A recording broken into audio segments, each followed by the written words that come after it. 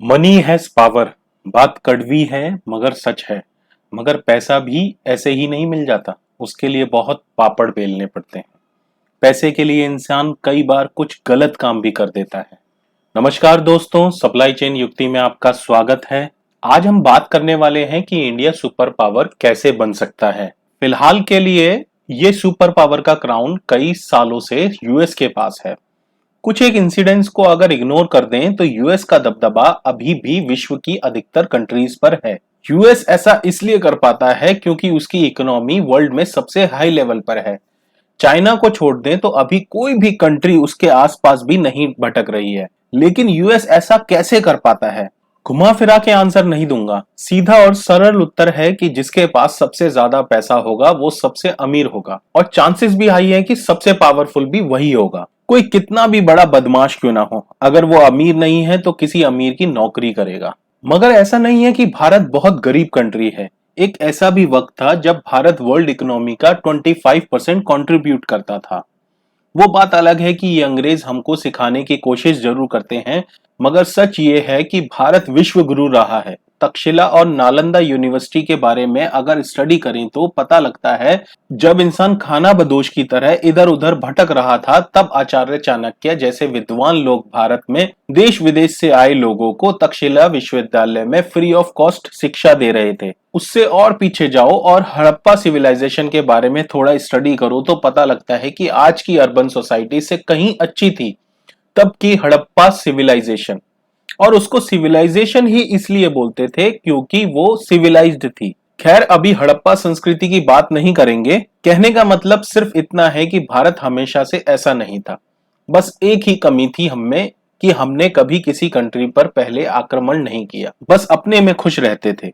और सबसे बड़ी बात कि भारतीय संस्कृति हमेशा से दयावान रही है।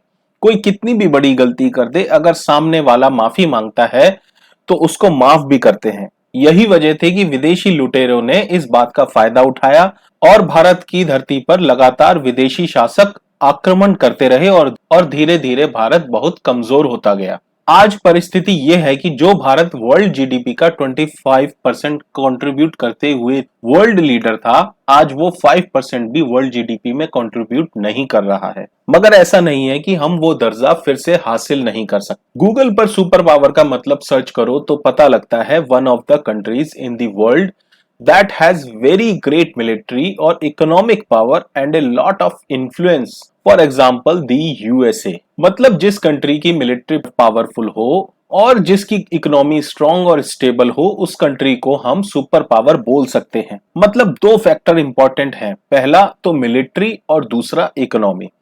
मिलिट्री की बात करें तो जल सेना, थल सेना और वायु सेना तीनों का मजबूत होना। और मिलिट्री का मतलब सिर्फ सेना से ही नहीं, बल्कि उनके पास पर्याप्त हथियार, atom bomb, nuclear bomb, jets, INS Vikrant जैसे एयरक्राफ्ट जो ओशियन में भी दबदबा बना कर रखें। मगर ये सब कैसे मुमकिन हो पाता है?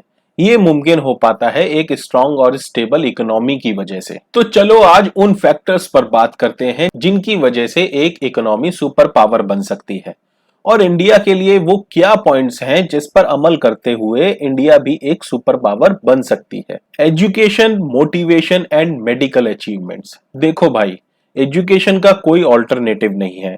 Education is the best policy to achieve anything in the world. If you are well educated you can get whatever you want. Example की कमी नहीं है। सबसे बड़ा गुरु तो मैं आचार्य चाणक्य को मानता हूं, मगर इसको आप महज एक शुरुआत बोल सकते हो। भारत में ज्ञान और ज्ञान देने वालों की कमी नहीं रही है कभी भी। वो बात अलग है कि शिक्षा आज एक व्यापार का विषय रह गया है। यही हालत चिकित्सा की भी है। जबकि मेरा मानना है कि शिक्षा और चिकित्सा का कभी कोई मूल्य नहीं होना चाहिए। जहां शिक्षा बेची जाती है वहां मां सरस्वती कभी निवास नहीं करती। सिमिलरली चिकित्सा का भी यही हाल है। इसलिए आज ना रोगी संतुष्ट है और ना ही चिकित्सक। मतलब ना पेशेंट खुश है ना ही डॉक्टर। एक फैक्टर और है, वो है मोटिवेशन। हम सबको कभी ना कभी मोटिवेशन की जरूरत हमेशा पड़ती है। बिना मोटिवेशन के कुछ भी हासिल करना नामुमकिन है। फिर चाहे वो मोटिवेशन अंदर से आए या फिर कोई दूसरा व्यक्ति हमारे अंदर उत्साह को जगा दे। YouTube एक बहुत अच्छा एग्जाम्पल है। भले ही गूगल का प्रोडक्ट है जो एक यूएस की कंपनी है, ज्यादा पुरानी बात नहीं है, यूट्यूब को सिर्फ लोग गाने सुनने के लिए या फिर प्रैंक वीडियो देखने के लिए इस्तेमाल करते थे, मगर इंडियंस ने तो यूट्यूब की दशा और दिशा दोनों बदल दी। एजुकेशन का सबसे बड़ा चैनल और मोटिवेशन का सबसे बड़ा चैनल यूट्यूब पर आज इंडियंस का ही है। पहला खान सर एकेडमी और दूसरा संदीप महेश्वरी सर का। और बदले में लोगों से क्या लिया है इन्होंने? कुछ भी नहीं। और उनकी ये सेवाएं समाप्त नहीं हुई हैं, बल्कि लगातार वो कार्यरत हैं। इसके अलावा हजारों चैनल हैं आज YouTube पर इंडियंस के, जिस पर कोई शेयर मार्केट के बारे में सिखा रहा है, साइंस के बारे में, कोई संगीत सिखा रहा है, कोई गिटार, कोई प्रशांत धवन सर वर्ल्ड पॉलिटिक्स पर हमको बहुत सा ज्ञान देते हैं। रचना राणा डे मैम फाइनेंस और स्टॉक मार्केट पर बारीकी से सब कुछ सिखाती हैं। टी सीरीज वर्ल्ड का सबसे बड़ा यूट्यूब चैनल है जो लगातार बेहतरीन संगीत आप तक पहुंचा रहा है। अमित टंडन सर हम सबको हंसाकर हमारी टेंशन दूर कर रहे हैं। कहने का मतलब सिर्फ इतना है कि इंडियंस चाहे तो किसी भी प्रोडक्ट को मीनिंगफुल बना सकते हैं। इस दशक का सबसे बड़ा एग्जाम्पल तो मेरी नजर में यूट्यूब ही है। आज दूर गांव में बैठा हुआ बालक भी यूट्यूब के जरिए शिक्षा प्राप्त कर रहा है। अर्बन एरियाज के पॉइंट ऑफ व्यू से देखो तो एजुकेशन तो धीरे धीरे पटरी पर आ रही है, मगर चिकित्सा का हाल अभी भी बहुत बुरा है। प्राइवेट हॉस्पिटल्स में गरीब जा नहीं सकता और सरकारी हॉस्पिटल में उसका नंबर नहीं आ पाता।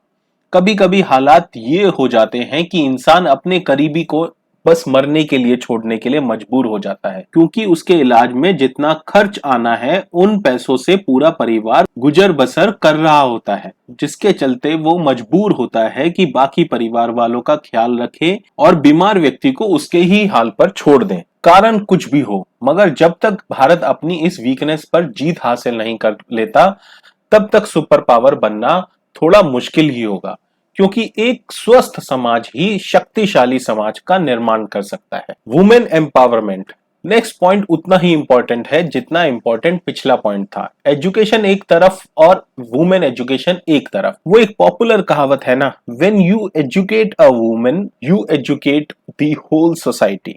लोग अक्सर एजुकेशन को पैसे से कंपेयर करते हैं।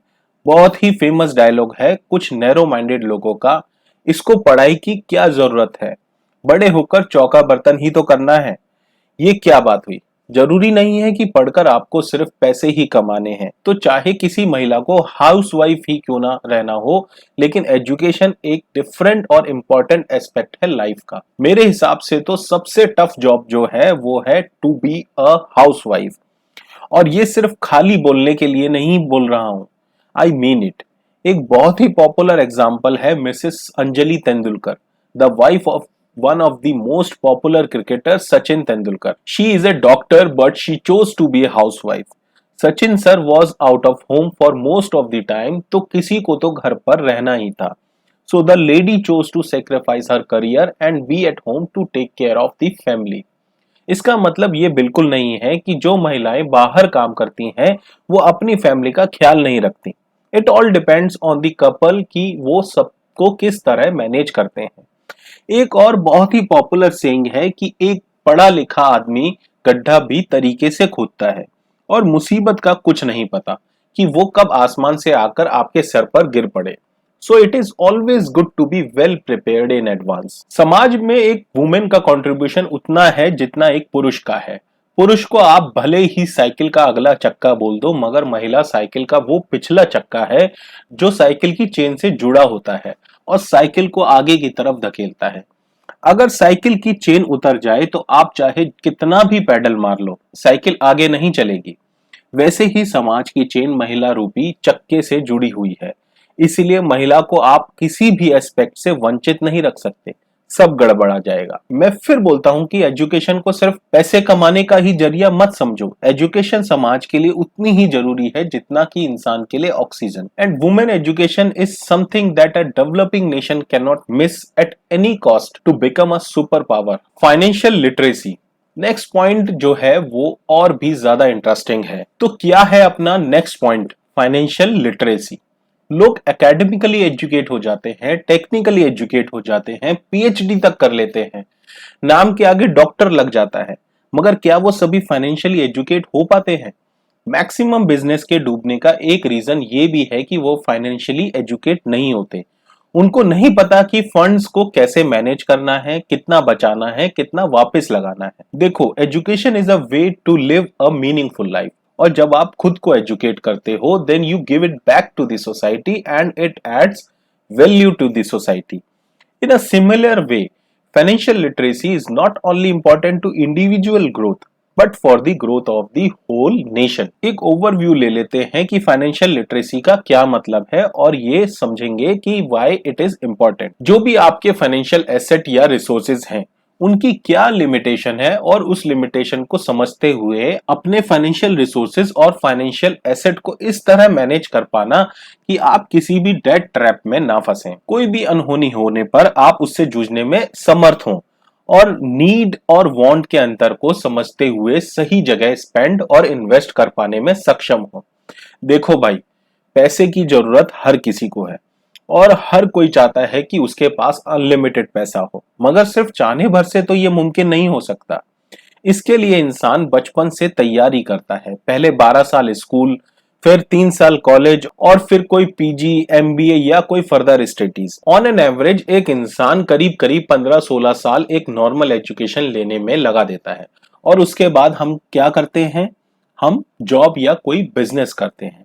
इतनी मेहनत किस लिए? जैसे गाड़ी चलाने के लिए फ्यूल की जरूरत होती है, वैसे ही जिंदगी में गुजर बसर करने के लिए पैसा चाहिए। जॉब करने या बिजनेस करने के कई सालों बाद जब इंसान रिटायर होता है तब अधिकांश लोगों के पास इतनी धन राशि भी नहीं होती कि वो अपना बुढ़ापा शांति के साथ बिना किसी पर डिपेंडेंट हुए निकाल सके, क्योंकि उन्होंने कभी किसी भी तरह की फाइनेंशियल प्लानिंग या मैनेजमेंट के बारे में सुना नहीं होता। बच्चों की पढ़ाई, घर बनाने के लिए, शादी करने के लिए और तमाम ऐसे कामों के लिए इंसान लोन या कर्ज लेता है और फिर पूरी जिंदगी उस लोन की किस्तें अदा करने में जिंदगी बिता देता है। और ऐसा क्यों होता है? क्योंकि उनके पास कोई बैकअप मनी नहीं होती जिससे वो ये जिंदगी के जरूरी काम कर सके। मगर एक बहुत ही इंपॉर्टेंट पॉइंट हमने मिस कर दिया यहाँ। वो क्या? कि उनमें से अधिकांश लोगों के पास फाइनेंशियल लिटरेसी नहीं थी। जब उनको बोला गया था कि स्टॉक मार्केट में निवेश करो तो ये कहकर सामने वाले का मजाक उड़ा दिया कि शेयर मार्केट तो जुआ है, ये तो एक सट्टा है, लोग डूब जाते हैं। भाई, जिनको तुमने ये बात बोली थी आज उनमें से कई लोग तुमसे अच्छी लाइफ स्पेंड कर रहे हैं। बिल्कुल सच बात है कि लोग डूब जाते हैं, ये एक सट्टा है या एक जुआ है, मगर किन लोगों के लिए? जो इसको पैसे बनाने की मशीन समझते हैं। और वहीं पर आकर हम खड़े होते हैं कि जो लोग फाइनेंशियली लिटरेट होते हैं वो कभी नहीं डूबते। यही फर्क है उन एजुकेट लोगों में और उन लोगों में जो उनका मजाक उड़ाते हैं और बाद में पछताते हैं। पैसे को इन्वेस्ट करना ही सिर्फ इंपॉर्टेंट नहीं है, बल्कि आप उसको किस तरह स्पेंड कर रहे हो वो भी इंपॉर्टेंट है। लोग वजह बेवजह अक्सर ऐसी जगह अपना बचाया हुआ धन लगा देते हैं जिसकी उनको जरूरत भी नहीं होती। जैसे बिना किसी वजह दो गाड़ी ले लेना, घर होते हुए भी लोन पर दूसरा घर ले लेना, अननेसेसरी वेकेशंस, मोबाइल फोन्स और गैजेट में बिना वजह खर्चा, और बहुत कुछ। एक बहुत ही फेमस सेइंग है, money saved is money earned.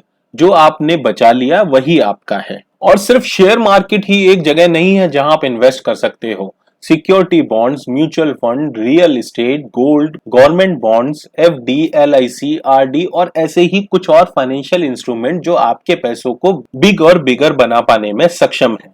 Saving और इन्वेस्टिंग से कहीं ज्यादा इंपॉर्टेंट है लायबिलिटीज। कहीं आप ऐसी हैबिट तो नहीं पाल रहे हो कि आपको हर वक्त लोन लेने का शौक सा हो गया है।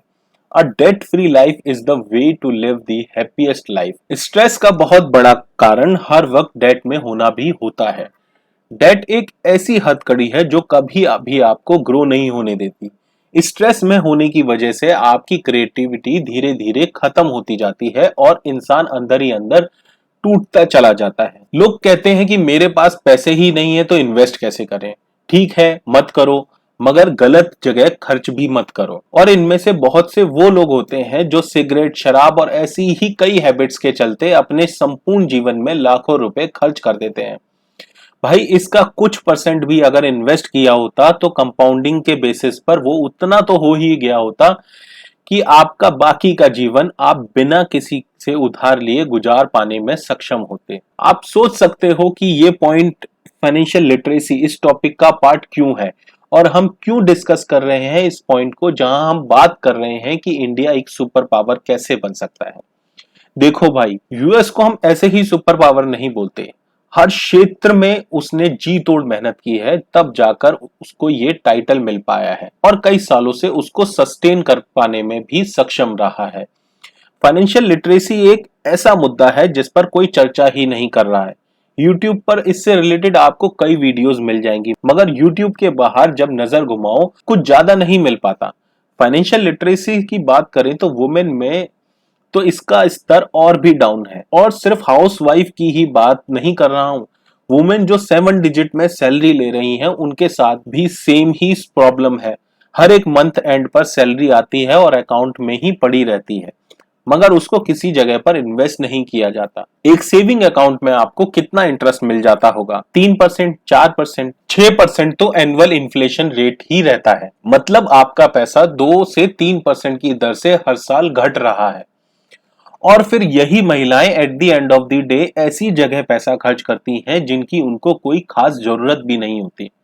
जैसे कोई ज्वेलरी खरीद ली, आईफोन ले लिया, हस्बैंड को बर्थडे में कोई गाड़ी गिफ्ट कर दी जिसकी उसको कोई जरूरत भी नहीं थी।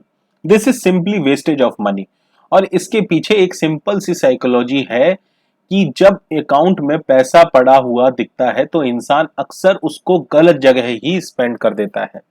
इसलिए जरूरी है कि वो सही जगह इन्वेस्ट हो। फाइनेंशियल एजुकेशन एंड मैनेजमेंट एक ऐसा इंपॉर्टेंट एजुकेशन है जो बच्चों को एकेडमिक एजुकेशन के साथ पैरेलली सिखाई जानी चाहिए, ताकि वो जब पैसे कमाना शुरू करें तो वाइज फाइनेंशियल डिसीजन ले सकें। फाइनेंशियल लिटरेसी एक ऐसा पॉइंट है जो अपने आप में एक टॉपिक है। कभी कोशिश करेंगे कि इस पर एक सेपरेट वीडियो लेकर आए। चलिए फिर चलते हैं अपने नेक्स्ट इंपॉर्टेंट पॉइंट पर। सेल्फ सफिशिएंट, आत्मनिर्भर to make growth in production and service sector. देखो भाई, हमारी गवर्नमेंट भी इसको प्रमोट करती है और इसके पीछे सिंपल सा लॉजिक ये है कि जो प्रोडक्ट हम अपनी कंट्री में प्रोड्यूस नहीं करेंगे उसको हमें बाहर से इंपोर्ट करना होगा। जब भी हम कुछ भी बाहर से इंपोर्ट करते हैं तो एक लार्ज चंक ऑफ मनी अपने देश से बाहर जाता है और फॉरेन करेंसी कम होती जाती है।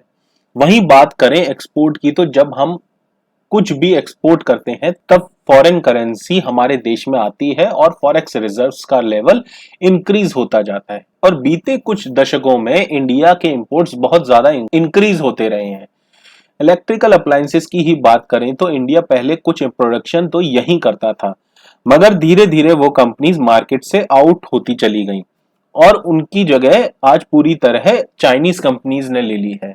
गोदरेज एंड ओनिडा एक बेस्ट एग्जांपल है इस रिप्लेसमेंट के। 90s के दशक में गोदरेज एक रिलायबल कंपनी हुआ करती थी। उसके रेफ्रिजरेटर्स इतने रिलायबल थे जैसा एक टाइम पर राहुल द्रविड़। वहीं टेलीविजन मैन्युफैक्चरिंग इंडस्ट्री में ओनिडा एक बहुत कंपेटेबल नाम था। ये तो वो नाम है जो मुझे खुद याद है। इसके अलावा बहुत से लोकल ब्रांड थे जो धीरे धीरे लुप्त हो गए और विदेशी कंपनीज ने उनको रिप्लेस कर दिया। आयरनी तो ये है कि दिवाली के पटाखे, होली के रंग तक चाइना से आने लगे। और तस्वीर आपके सामने है जहां आज चाइना कंफर्टेबली करीब करीब 15 ट्रिलियन की इकोनॉमी बनकर बैठा हुआ है। 1949 में जब माओ जेडोंग ने चाइना को इंडिपेंडेंट घोषित किया था तब भारत की इकोनॉमी के आगे चाइना कुछ भी नहीं था। आज भारत से 4 गुना जीडीपी है चाइना की। कोई रॉकेट साइंस नहीं है, एक सिंपल सा काम किया है उन्होंने, खुद को आत्मनिर्भर बनाया है। सुई से लेकर प्लेन तक बना रहा है आज चाइना, और सिर्फ बना ही नहीं रहा है, पूरी दुनिया को बेच भी रहा है। श्रीलंका जैसी कंपनीज को लोन बांट बांट कर अपने कब्जे में ले लिया और यहाँ हम खुद अपने यहाँ की सड़कें ही नहीं बना पा रहे हैं, तो यूएस छोड़ो चाइना के बराबर भी पहुंचने का सफर बहुत कठिन लगता है। आउट ऑफ 180 कंट्रीज इंडिया की रैंक करप्शन के मामले में 85 है, वहीं चाइना 66 नंबर पर है। एक 20 फीट की गली की सड़क भी बनती है तो उसमें भी पैसा खाया जाता है। मेरे हिसाब से इंडिया में ज्यादा पोटेंशियल था ग्रो करने का 1947 के बाद। इंडिया की लोकेशन ही देखो मैप पर, कितनी स्ट्रेटेजिक है। 3 तरफ पानी से घिरा देश, और वो भी वार्म पोर्ट्स, जहां आप 365 दिन ट्रेड कर सकते हो और विश्व की किसी भी कोने में मटेरियल डिस्पैच कर सकते हो। मगर पोटेंशियल होने के बाद भी इंडिया उतनी तेजी से ग्रो नहीं कर पाया जितना उसको करना चाहिए था। मगर कहते हैं इट्स नेवर टू लेट। सिर्फ गुड्स सेक्टर में ही नहीं बल्कि सर्विस सेक्टर में भी इंडिया के पास एक्सट्रीम टैलेंट है। टीसीएस, इंफोसिस, विप्रो जैसी कंपनीज आज हर तरह के टेक सॉल्यूशन प्रोवाइड कर रही हैं। फैंग कंपनीज आज जहां टेक जायंट्स बनकर वर्ल्ड में लीड कर रही हैं, वहीं इंडिया को भी चाहिए कि गूगल जैसा प्रोडक्ट अपनी कंट्री में डेवलप करें। टाटा क्लिक, जियो मार्ट और मीशो जैसे स्टार्टअप हो सकता है भारत में फ्लिपकार्ट और अमेज़न जैसी कंपनीज को काउंटर कर पाए और भारत की जीडीपी में कंट्रीब्यूट कर पाने में सक्षम हो। इन शॉर्ट, मैन्युफैक्चरिंग और सर्विस सेक्टर को तेजी से ग्रो करना होगा और हमको वर्ल्ड लीडर बनना होगा, वो भी करप्शन को कंट्रोल करते हुए। चलो फिर चलते हैं एक और इंपॉर्टेंट पॉइंट की तरफ। Good infrastructure to improve the status of logistics in India. देखो, मैं बार बार कहता हूं कि इंडिया में लॉजिस्टिक्स की हालत को सुधारना होगा। उनके लिए डेडिकेटेड कॉरिडोर बनाने होंगे, वाटरवेज लॉजिस्टिक्स सिस्टम पर तेजी से काम करना होगा। मगर ये सब एक अच्छे इंफ्रास्ट्रक्चर से होगा। एक एक घंटे तक एक ही जगह पर ट्रक ट्रैफिक जाम में खड़े रहते हैं। इंडिया में डिलीवरी सिस्टम की रिलायबिलिटी बहुत ही वीक है और इसका सबसे बड़ा कारण है पुअर इंफ्रास्ट्रक्चर।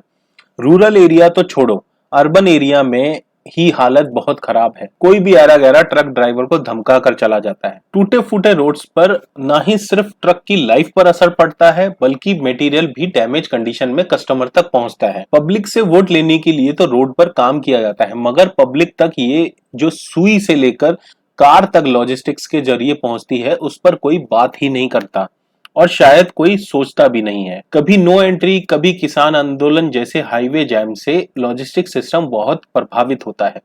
देखो, आंदोलन अपनी जगह है, मगर इसके लिए लॉजिस्टिक सिस्टम को क्यों अफेक्ट किया जाए। कभी कोई आंदोलन करता रेल की पटरी पर लेट जाते हैं। भाई, किसको नुकसान पहुंचा रहे हो ऐसा करके? सरकार को? गलतफहमी है। सरकार को कोई फर्क नहीं पड़ता, उसकी जेब से 1 रुपया खर्चा नहीं होने वाला है।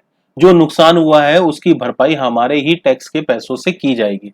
मतलब ये बिल्कुल ऐसा ही है कि चाहे छुरी तरबूज पर गिरे या तरबूज छुरी पर, कटना तो तरबूज नहीं है। लेकिन इस बीच एक नुकसान और होता है, वो है लॉजिस्टिक्स कंपनीज को। जिस ट्रक को 1 दिन में पहुंचना चाहिए वो 4 दिन में पहुंचता है और कुछ मटेरियल ऐसे भी होते हैं जिनकी लाइफ लिमिटेड होती है। ऐसे में अगर एक ट्रक अपने टाइम पर नहीं पहुंचता, ना ही सिर्फ ट्रांसपोर्टर का नुकसान हुआ बल्कि मैन्युफैक्चरर का भी। और वही मैन्युफैक्चर्ड गुड्स जो कंट्री की इकोनॉमी में कुछ कंट्रीब्यूट कर सकते थे वो बेकार हो गए। और इन सब के बीच जो भी नुकसान प्रोड्यूसर या ट्रांसपोर्टर को हुआ उसकी भरपाई भी उन्होंने पब्लिक से ही करवानी है। Next time transporter freight cost increase कर देंगे और प्रोड्यूसर गुड्स की cost. At the end of the day consumer को ही पे करना है। मैं ये नहीं कह रहा कि आंदोलन नहीं करना चाहिए। भाई, आंदोलन अगर नहीं करते तो ये देश भी आजाद नहीं होता, मगर अब समय आ गया है कि हमको दूसरे विकल्प तलाशने होंगे। वहीं इंफ्रास्ट्रक्चर को इतना सफल बनाना होगा कि अगर किसी भी गुड्स की डिलीवरी टाइम 24 आवर्स है तो वो 20 आवर्स में ही डिलीवर हो जाए। चाइना का वाटरवे सिस्टम इतना सफल है कि न सिर्फ ट्रांजिट टाइम डिक्रीज हुआ है बल्कि ट्रांजिट कॉस्ट भी बहुत रिड्यूस हुई है। इंफ्रास्ट्रक्चर के मामले में तो हर एक लेवल पर तेजी और मजबूती से काम करने की जरूरत है। मैं समझ सकता हूं कि वीडियो थोड़ा लंबा है, मगर जब हम बात करते हैं कि इंडिया एक सुपर पावर कैसे बन सकता है तो 5 मिनट की वीडियो मेरे हिसाब से सफिशिएंट ना हो पाए। तो चलो चलते हैं हम अपने नेक्स्ट इंपॉर्टेंट पॉइंट की तरफ, वाटर कंजर्वेशन। पहले ही हम 2 वर्ल्ड वॉर विटनेस कर चुके हैं, लेकिन जहां तक थर्ड वर्ल्ड वॉर का रीजन हो सकता है वो होगा वाटर क्राइसिस। कहने को तो अर्थ पर 71% वाटर ही है, मगर उसमें से इसका 1/4 पानी भी हमारे काम का नहीं है। मेजॉरिटी ऑफ यूजफुल वाटर हमको हमारी रिवर से ही मिलता है। इंडिया की रिवर वाटर ट्रीटीज तो वैसे भी इंडिया को फेवर नहीं करती, वो पड़ोसी मुल्क को ज्यादा फेवर करती है। वहीं चाइना की बात करें तो वो बहुत सारा रिवर वाटर डैम के जरिए रेस्ट्रिक्ट कर देता है। इंडिया में रिवर्स हर साल सूखती जा रही हैं, मगर उससे भी ज्यादा चिंता की बात यह है कि हम अपनी रिवर्स को एक डस्टबिन से ज्यादा कुछ और नहीं समझते। कहने को हम गंगा नदी को देवी का रूप भले ही मानते हो, मगर उसकी हालत बहुत ही दयनीय है। इंडिया में वाटर क्राइसिस धीरे धीरे इस तरह बढ़ते जा रहे हैं कि आज छोटे मोहल्ले में तो आए दिन लोग आपस में झगड़ पड़ते हैं। करोड़ों रुपए सरकार इन रिवर्स को रिफॉर्म करने के नाम पर खर्च कर देती है, मगर हालात लगातार बद से बदतर होते जा रहे हैं। न्यूज चैनल ओपन करो तो छोटे छोटे मुद्दों पर ये मीडिया वाले घंटों बहस करते रहते हैं, मगर पानी पर कोई बहस नहीं करता। अखबार के एक छोटे से कॉलम में कोई छोटा सा आर्टिकल कभी कभार छाप दिया जाता है, मगर उसके आगे कोई इसके बारे में बात नहीं करता। किसान आंदोलन, आरक्षण आंदोलन, कभी शाहीन बाग प्रोटेस्ट सीएए के नाम पर, बहुत टाइम है लोगों के पास, मगर पानी के नाम पर कोई कभी एक बोर्ड लेकर भी खड़ा नहीं होता। क्यों? ये मुद्दा नहीं है। बात यह है कि ना तो मीडिया को इसमें कोई टीआरपी नजर आती है, ना ही अपोजिशन वाले नेताओं को इस मुद्दे पर कोई वोट बैंक नजर आता है। इसलिए गवर्नमेंट के लिए भी ये मुद्दा कोई चैलेंज नहीं है। धीरे धीरे लगे हुए हैं, हो गया तो अच्छी बात है, नहीं हुआ तो भी पानी के नाम पर कौन सा वोट कट जाएंगे। दरअसल पानी हमारे देश में कोई मुद्दा ही नहीं है लोगों की नजर में, इसलिए मीडिया भी शांत है। अपोजिशन भी और गवर्नमेंट को तो भारत पिछले 70 साल से देख ही रहा है। ऐसा नहीं है कि ये नामुमकिन है, हो नहीं सकता, मगर किसी को पड़ी ही नहीं है। अभी सुप्रीम कोर्ट कोई निर्देश दे दे या कोई वर्ल्ड मीडिया एक आर्टिकल निकाल दे इंडिया में वाटर क्राइसिस को लेकर, मीडिया वाले 2-3 दिन तक ब्रेकिंग न्यूज में बस यही चलाते रहेंगे।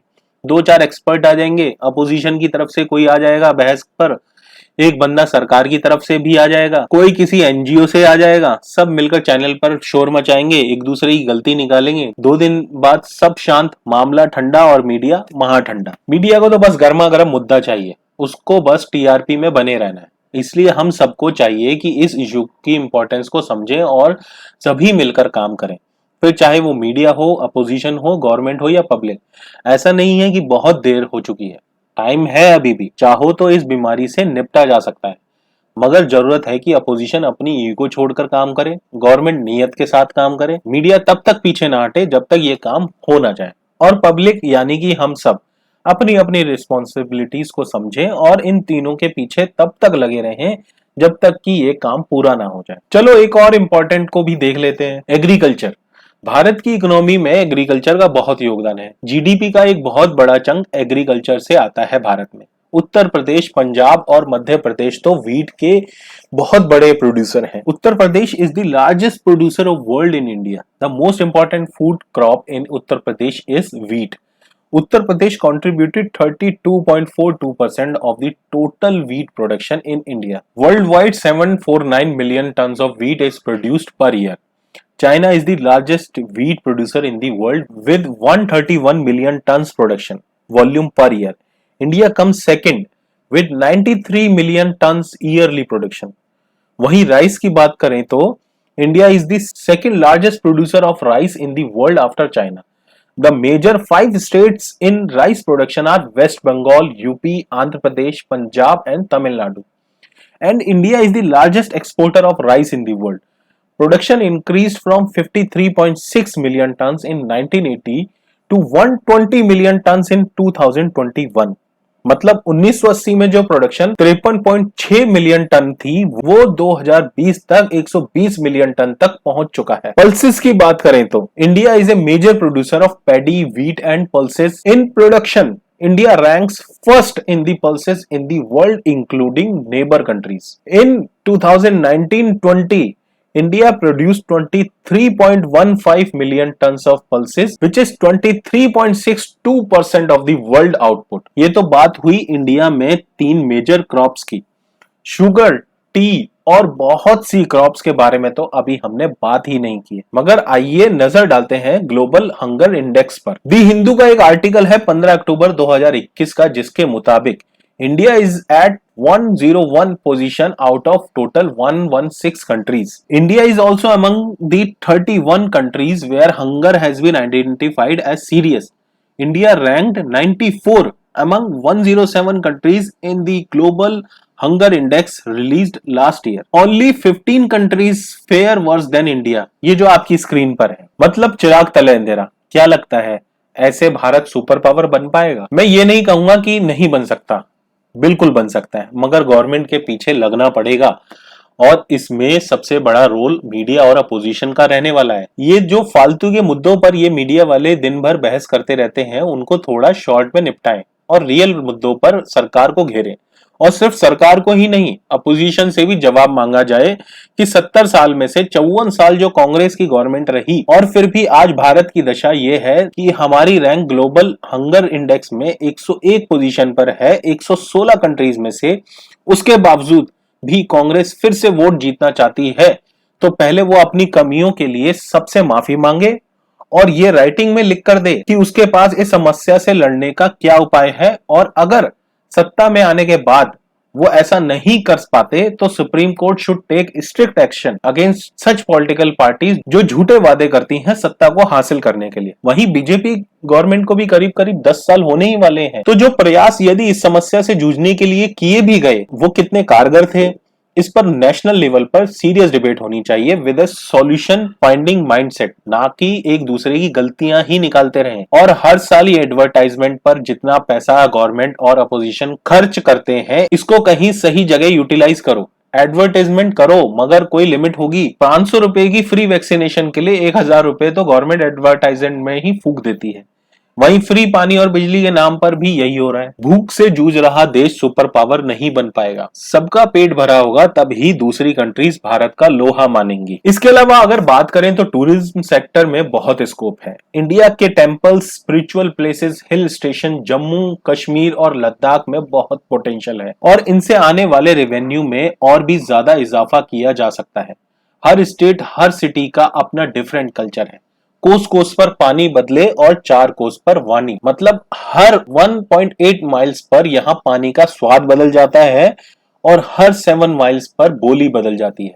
भारत का कल्चर बहुत विशाल और डाइवर्सिफाइड है। अभी कुछ दिनों पहले की बात है, वियतनाम से कुछ कलीग्स इंडिया आए हुए थे और हम सब उनके साथ चेन्नई गए हुए थे। चेन्नई में तमिल बोली जाती है। लंच के लिए हम उनको KFC ले गए। कैश काउंटर पर जो इंसान था उनको इंग्लिश नहीं आती थी तो मुझे कुछ भी समझ नहीं आ रहा था। ये बात जब मेरे एक वियतनाम कलीग को पता लगी तो वो बहुत शॉक हो गई। तब मैंने उसको समझाया कि मैं इंडिया के नॉर्थ रीजन में रहता हूँ जहाँ हिंदी बोली जाती है, जबकि इस स्टेट यानी कि तमिलनाडु में तमिल बोली जाती है and both are different languages. शायद ही किसी कंट्री का कल्चर इतना डाइवर्सिफाइड होगा जितना कि भारत का है। और यही रीजन है कि आज भी यूरोप से, रशिया से, US से, अफ्रीकन कंट्री से लोग यहाँ घूमने आते हैं और उनमें से बहुत से लोगों का मन इस तरह लग जाता है कि वो यहीं रह जाते हैं। वृंदावन में जाकर देखो कितने ही फॉरेनर्स वहां आपको मिल जाएंगे। इसके अलावा साइंस एंड टेक्नोलॉजी में इंडिया के पास अथाह समुद्र पड़ा हुआ है। इसरो के साइंटिस्ट लगातार अपने आप को प्रूव कर रहे हैं। The famous Homi Bhabha and sir APJ Abdul Kalam, पूरे विश्व में लोग इनका लोहा मानते थे। लिस्ट तो बहुत बड़ी है। नासा की ही बात करें तो उसमें 36% तो अभी भी इंडियंस हैं। टैलेंट की कमी नहीं है भाई, आप सेक्टर बोलो बस, हर सेक्टर में एक से एक तुर्रम खां पड़े हुए हैं। वहीं इंजीनियरिंग भी एक ऐसा सेक्टर है जिसमें इंडियंस का लोहा पूरा विश्व मानता है। सर सुंदर पिचाई, सर सत्य नडेला, मिस्टर पराग अग्रवाल, ये वो नाम है जो आज US टेक जायंट्स के CEO के रूप में काम कर रहे हैं। कहते हैं सिंगापुर की जितनी पॉपुलेशन है उतने से ज्यादा स्टूडेंट्स हर साल बीटेक कर लेते हैं इंडिया में। मगर फिर भी इंडिया का कोई माइक्रोसॉफ्ट नहीं है, कोई फेसबुक नहीं है, कोई व्हाट्सएप नहीं है, कोई गूगल नहीं है। एक फ्लिपकार्ट थी जिसको देखकर लगता था कि अमेजोन को इंटरनेशनल लेवल पर टक्कर देगी, उसको भी वॉलमार्ट ने खरीद लिया। आज 77% स्टेक फ्लिपकार्ट में वॉलमार्ट का है, जो कि एक US कंपनी है। चाइना नहीं यूज करता कोई गूगल, व्हाट्सएप, ट्विटर या फेसबुक, उन्होंने सब अपना बनाया हुआ है। गूगल का कोई काम नहीं है चाइना में, उनके अपने रूल हैं और अपने एप्लीकेशन है। आने वाले टाइम में टेक कंपनीज का रोल बहुत ही अहम रहने वाला है। इसलिए भारत को भी चाहिए कि हम भी अपना गूगल, फेसबुक और व्हाट्सएप जैसे एप्लीकेशंस पर काम करना स्टार्ट करें और उनको यूज में भी लाएं। हमारा सारा का सारा डेटा US कंपनीज के पास है, वो जो चाहे कर सकती हैं इसके साथ। भारत की गवर्नमेंट को इसके बारे में जरूर सोचना चाहिए। और फिर से यही कहूंगा कि अपोजिशन और मीडिया का रोल बहुत ही इंपॉर्टेंट है इसको अमल में लाने के लिए। Improving the strength and condition of our military, last but not the least. जब इंडिया हर सेक्टर में ग्रो कर रहा होगा तब जरूरत होगी कि हमारी मिलिट्री भी इतनी स्ट्रांग हो कि कोई पंगा लेने से पहले 50 बार सोचे। जब आप ऊपर उठते हो, ग्रो करते हो, तब दूसरे लोग आपको नीचे गिराने के लिए हर मुमकिन कोशिश करते हैं। तो जब भारत भी आगे बढ़ रहा होगा तब हो सकता है कि वो कंट्री जो आज हमारे मित्र राष्ट्र हैं वो हमारे खिलाफ हो जाए। ऐसे में गवर्नमेंट की अनबीटेबल स्ट्रेटेजीज और मिलिट्री की पावर ही होगी जो हर सवाल का जवाब उन दुश्मन मुल्कों को दे पाएगी। हालांकि रिसेंटली हमने मेक इन इंडिया के तहत INS विक्रांत एयरक्राफ्ट तैयार किया है, मगर इसको देखकर ज्यादा खुश होने की जरूरत नहीं है। सफर बहुत लंबा है अभी भी और कठिन भी। इसको आप ऐसा समझ सकते हो जैसे कि किसी बच्चे ने फर्स्ट क्लास को पास किया है। इसलिए मैंने कहा कि सफर अभी बहुत लंबा है, बहुत लंबी और मजबूत छलांग लगानी है हमको। तो दोस्तों ये थे कुछ इंपॉर्टेंट पॉइंट्स जिनसे भारत एक सुपर पावर बन सकता है। हालांकि इन पर डिटेल में चर्चा होनी चाहिए। मुझे तो अभी भी लगता है कि अभी भी हर पॉइंट को और डिटेल में डिस्कस किया जाना चाहिए, मगर मैंने पूरी कोशिश की है कि आप तक वो विचार रख सकूं जो भारत के हित में है। I hope you all like this video. Comment में जाकर आप अपना फीडबैक देंगे तो हमको और भी खुशी होगी। चलते हैं और मिलेंगे फिर एक न्यू टॉपिक के साथ। तब तक धन्यवाद, शुक्रिया।